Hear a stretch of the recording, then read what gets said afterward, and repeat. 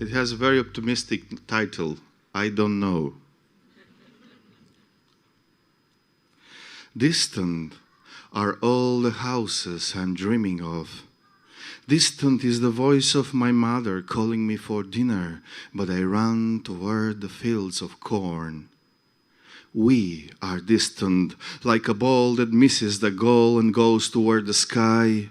We're alive like a thermometer that is precise only when we look at it.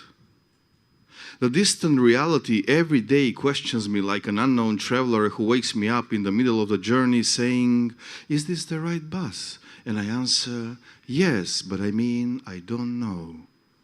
I don't know the cities of your grandparents who want to leave behind all discovered diseases and cures made of patience.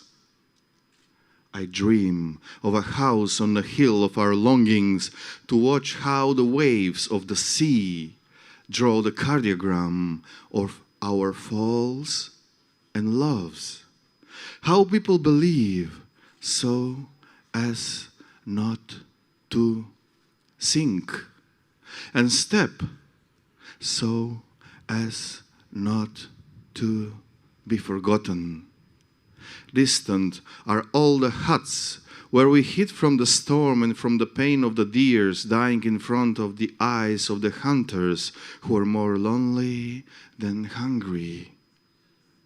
The distant moment every day asks me, "Is this the window? Is this the life?" And I say, "Yes, but I mean, I don't know." I don't know if birds will begin to speak without saying a sky.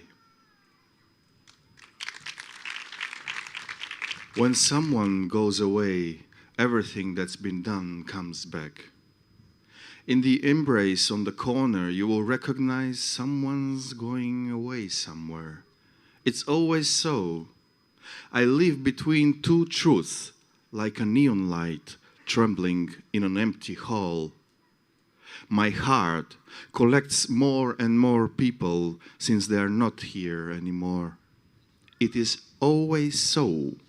1/4 of our waking hours are spent in blinking. We forget things even before we lose them. The calligraphy notebook, for instance. Nothing is ever new. The bus seat is always warm. Last words are carried over like oblique buckets to an ordinary summer fire. The same will happen all over again tomorrow. The face, before it vanishes from the photo, will lose the wrinkles. The face, before vanishes, lose wrinkles. When someone goes away, everything that's been done comes back.